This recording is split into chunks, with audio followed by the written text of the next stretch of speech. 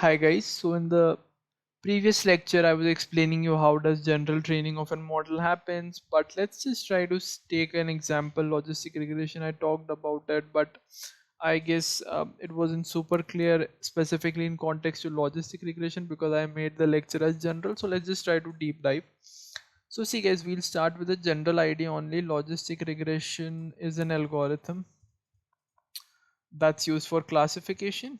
Okay, I'll be explaining you everything.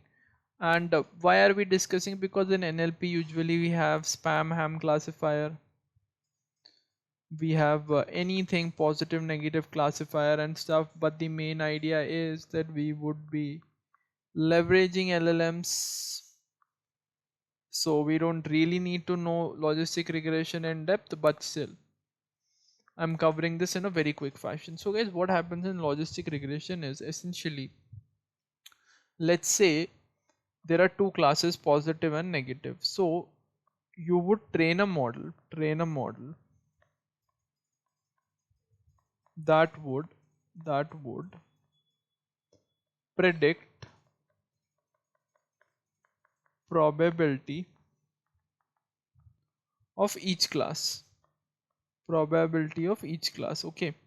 So what happens is, when once you train a model and let's say it's able to predict the probability of class positive is zero point 0.7 and probability of class negative is 0.3, so they would add up to be 1.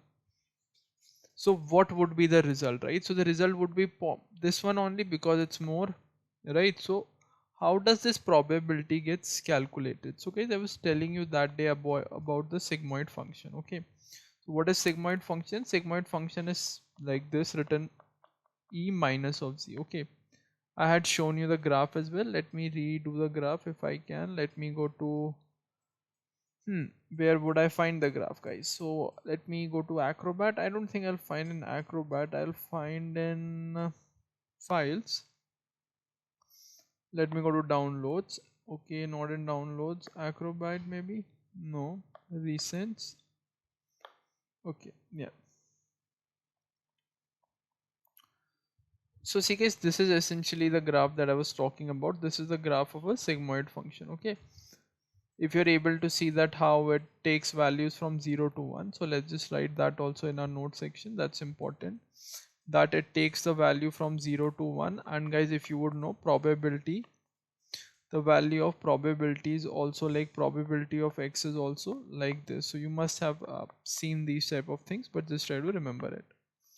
Now guys, the main thing is, what is z over here? Now you understand that, hey, you need to train a model that's gonna essentially do probability prediction for you, and then the class which has higher probability would get assigned, um, the model would predict that class. So essentially guys, the thing is that z is nothing, z is x of w plus z. So that day I was explaining you, right, how x is nothing but your input features,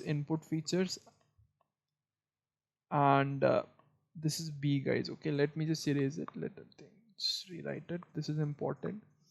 So z is xw plus b. What is x is, guys, your input features. Okay, and input features are also referred as independent features. Again guys, you won't be needing all this knowledge when it comes to NLP specifically by using LLMs, but good to know, basics important. And guys, this is basically a dot product. Okay, so if you would have studied this, you would know that this is exactly like this, xi wi I going from 1 to n, and this is expressed in terms of dot product, so that's okay, that's not a big deal, right? Now guys, the main thing when it comes to logistic regression is specifically for binary classification is that you need to compute the value of wi's. Why? Because xi's are already given, that's in the training data, right? So how you would compute the value of wi? Tell me guys. You would do it with the help of gradient descent, guys. So this is the equation, w new, that's the new weight, is equal to w old minus eta, rate of change of loss with respect to w old. So guys, this is the main equation. Now you would ask me that, okay, this we understand, this is learning rate, this is hyperparameter, sir. Okay, so we would try out with multiple different learning rates. Let's assume that we start with 0.01, and this is the parameter that helps us control the pace of convergence. Okay, what is pace of convergence? Good question. Guys, the main idea is to minimize this loss function. What is the loss function in terms of logistic regression? Again, very important question. So guys, for this we tend to minimize, what we tend to minimize, we tend to minimize, what we tend to minimize, we tend to minimize the loss function, which is nothing but, I'll just show you that equation.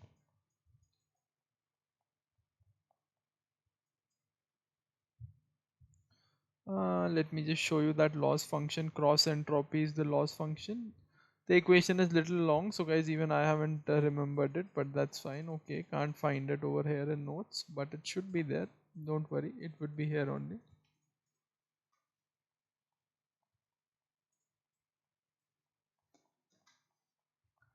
Let me just search for it. Where is that equation? Hey, here is the equation. So guys, this is nothing but, this is the loss function for cross entropy loss function, which is, okay, which is this equation you are able to see, right? My y of log y cap plus 1 minus y minus 1 minus log y hat, something like this. Okay, we don't want to go into full maths, that's okay.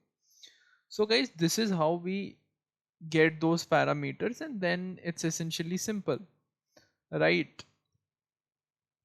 Basically, then it's not a very big issue to understand this, right? Only thing you need to understand is, when it comes to logistic regression, what you should know, at least as of now.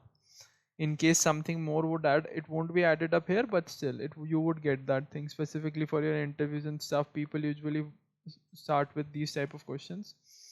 Is what is logistic regression? So it is a classification algorithm. Okay, what it does, it predicts probability of occurrence of a class. Okay, is it a generative model or a discriminant model? It is a discriminant model.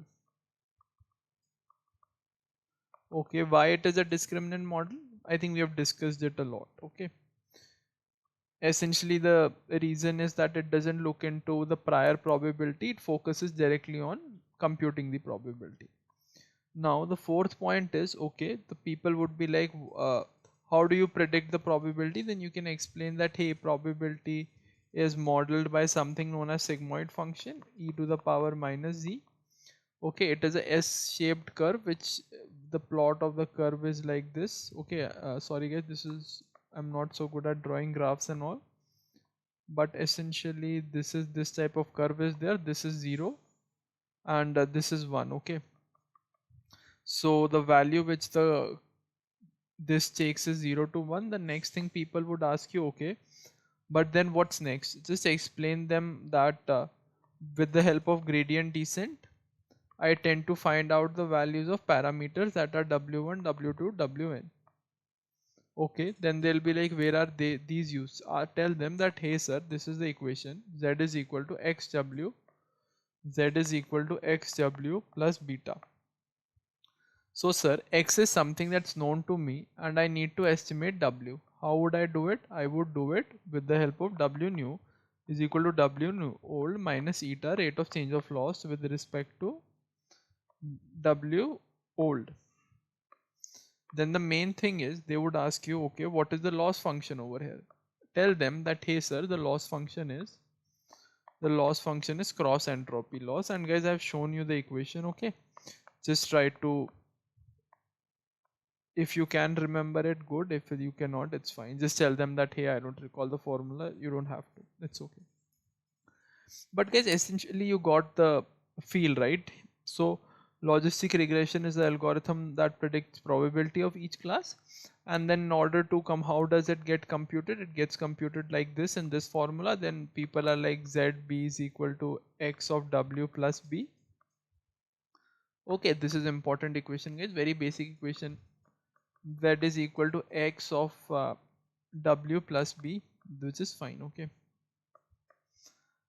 and then people are like, how do w's i's get computed? Then just tell them that, hey, I use gradient descent, and yeah, that's pretty much it. That's how wi's and b gets computed, and then you plug in and get the values, right? So essentially that is there. The last point I want to discuss about is assumptions. So guys, there are couple of important assumptions when it comes to logistic regression, just for your interview prep, nothing major specifically for this course. One is multicollinearity, and the other one is, okay, the other one is, there is no second assumption, but sample size is there obviously for everything. So guys, just remember that you should have a good sample size, and multicollinearity shouldn't be there. That means your X size shouldn't be collinear.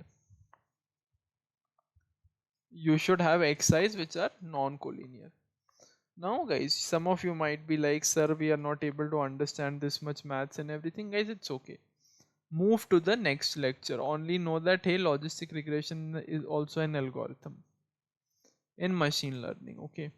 Again guys, the main thing is logistic regression is not used anywhere nowadays. Specifically in terms of NLP workloads, no one uses it. But still, I was trying to just give you a glimpse so that you could understand how basic ML model training used to happen, but it's fine, you guys can skip it. And whichever portion is super important, I'll let you know, and that we can't skip. Okay guys, so let's just try to end our lecture and move ahead. Okay guys, thank you and have a great day ahead. Bye. And guys, please subscribe to my YouTube channel. Thanks.